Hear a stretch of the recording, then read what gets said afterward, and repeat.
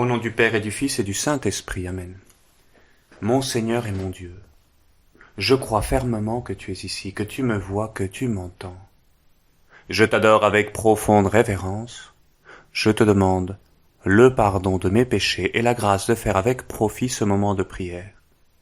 Ma Mère Immaculée, Saint Joseph, mon Père et Seigneur, mon ange gardien, intercédez pour moi.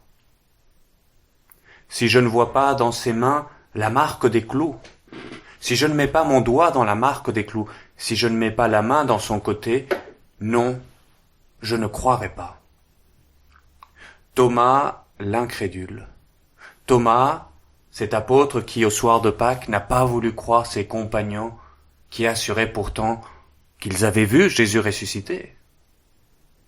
Et je dois avouer que, non seulement je le comprends, il y a de quoi être pour le moins sceptique si tes amis qui hier étaient au fond du trou viennent tout excités, rayonnant de joie, t'annoncer que le chef de la bande, le meilleur ami, celui qu'ils ont trahi, qui a donné sa vie pour toi, il vient de ressusciter.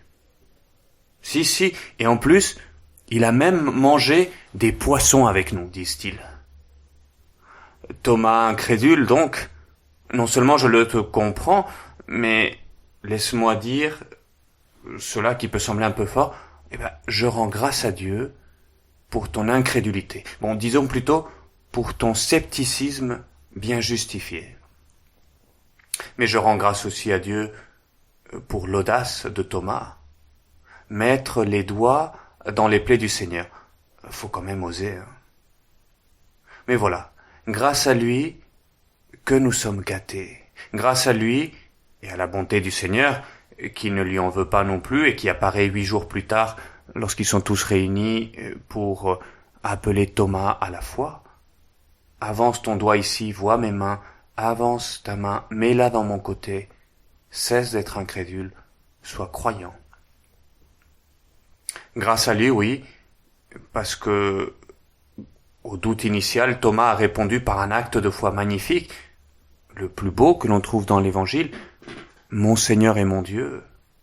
C'est comme ça que nous avons commencé ce moment de prière, « Mon Seigneur et mon Dieu », un acte où je reconnais Jésus comme Seigneur, Kyrios, Dieu fait homme.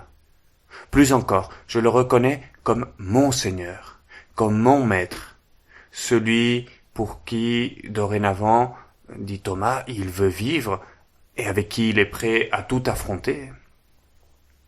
Et c'est pourquoi nous n'en voulons pas à Thomas pour son scepticisme, parce qu'après avoir rectifié, il a fait cet acte de foi qui nous aide tellement, et puis la réponse du Seigneur qui s'adresse en fait à nous.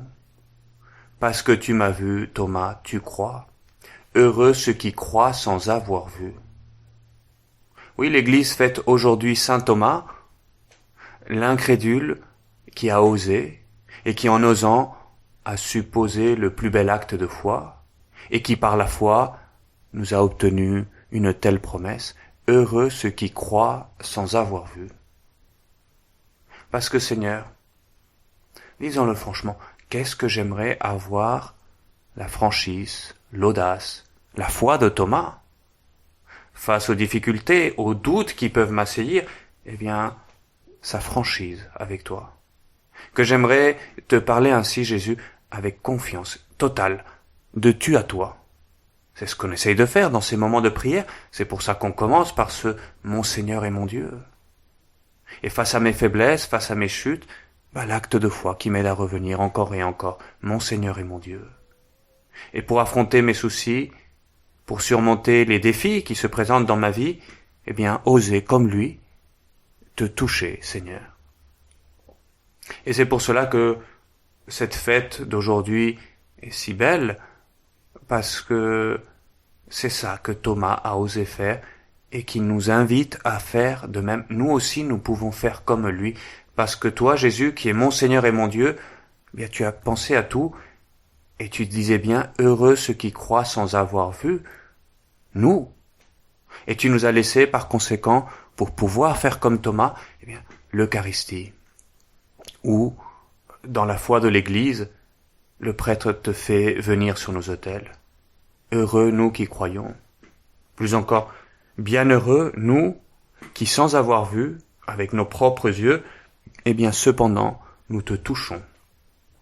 Plus audacieux même que Thomas, nous pourrions dire, nous te recevons dans notre bouche, dans notre cœur. Nous touchons non pas tes plaies, mais ton propre cœur. Parce que oui, à chaque messe, comme pour Thomas, tu nous invites, Seigneur, à oser te toucher. Saint José Maria aimait raconter une expérience de ses jeunes années sacerdotales lorsqu'il enseignait le catéchisme dans une banlieue pauvre, des faubourgs de Madrid, des petits enfants qui se préparaient à la première communion. Et un jour, il demanda, mais pourquoi Jésus nous a-t-il laissé la communion eucharistique, le Saint-Sacrement? Et il racontait la réaction typique des petits enfants, peu importe la réponse, peu importe même la question au fond, tous, d'un seul homme, ils commencent à lever la main. Moi.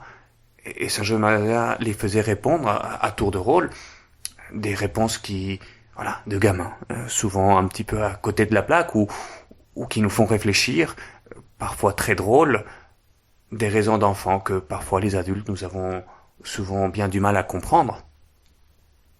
Mais à la fin, Saint José Maria se souvient que un petit garçon, un petit gars des faubourgs madrilènes, dit-il, sale comme lui seul, mais plein d'entrain, répondit « Pourquoi Jésus nous a-t-il demandé de communier souvent ? Eh bien, parce que pour aimer Jésus, il faut se frotter à lui. » Il avait vu, parfaitement juste ce jeune, pour aimer Jésus, il faut se frotter à lui. Tu sais, Seigneur, de quelle pâte nous sommes faits, et face à nos fatigues, face à nos défis, face à nos faiblesses, eh bien, comme Thomas, tu sais bien que nous avons besoin, Seigneur, de nous frotter à toi, de te toucher, de te recevoir en posant cet acte de foi, celui de Thomas, mon Seigneur et mon Dieu. Et laisser alors l'Esprit Saint nous redire tes paroles, Seigneur, parce que tu as vu, tu crois, mais heureux ceux qui croient sans avoir vu. Heureux nous qui croyons et qui te recevons dans l'Eucharistie. Parce qu'alors, Seigneur, si je suis avec toi, de quoi aurais-je crainte? Quel mal pourrait bien venir abattre mon espérance? Thomas était faible, découragé, mais au contact du Seigneur, en se frottant à toi, Seigneur, il s'est refait à neuf. L'amour a repris ses droits, il était prêt à tout avec toi, Seigneur. Eh bien, en ce début des vacances d'été pour nous, les Français, je me disais, voilà tout un programme pour l'été, pour la vie entière, que nous indique Thomas. Face à ces choses qui nous coûtent, eh bien, chercher comme lui le Christ, avec confiance. Le trouver dans un acte de foi, mon Seigneur et mon Dieu. Le toucher avec amour en le recevant dans l'Eucharistie, et alors comme lui, proclamer ta présence, en nous donnant, comme lui, dans la joie. Le jeune Carlo Acutis a bien compris cela. Dès sa première communion, du haut de ses 7 ans, il a compris que son autoroute vers le ciel, c'était bel et bien là, l'Eucharistie. Pour aimer Jésus, il faut se frotter à lui. Et à partir de ce jour-là, il alla à la messe tous les jours pour recevoir le Seigneur, jusqu'à ses 15 ans, quand il est mort, en odeur de sainteté. Et il trouva là la force pour déployer tous ses talents, pour grandir en sainteté, pour faire tout le bien qu'il a fait. Ses parents qui sont revenus grâce à lui à la messe, ses amis qui se sont convertis, tant de personnes qu'il a su porter dans la joie.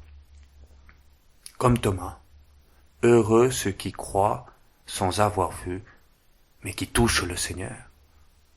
Et voilà donc tout un programme pour l'été que nous donne Thomas, que nous donne Carlo Acutis, que nous donne ce jeune qui se préparait à la première communion avec Saint José Maria. Aller régulièrement se frotter à Jésus.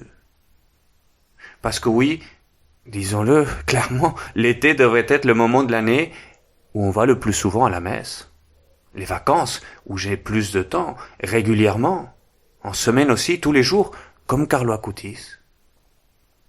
Avouons-le, j'ai quand même beaucoup plus de temps que pendant l'année. Et y a-t-il quelque chose de plus important que de se frotter au Seigneur? Eh bien, permets-moi un dernier conseil. À l'heure de choisir le lieu de vacances, eh bien, au-delà du paysage, de l'ambiance, que le critère prioritaire soit celui-là, la présence sacramentelle du Seigneur dans l'Eucharistie, dans une messe quotidienne et à proximité. C'est pas facile, hélas, de nos jours, pendant les mois d'été.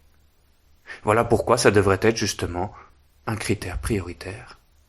Parce que là, plus que nulle part ailleurs, je peux te toucher, Seigneur, et je peux dire au fond de mon cœur, comme Thomas, mon Seigneur et mon Dieu. Et alors l'été ne sera pas ce désert spirituel que beaucoup subissent, mais ce sera un temps de repos, un temps de paix intérieure et de joie, comme les apôtres après la Pâque, auprès de toi, Seigneur.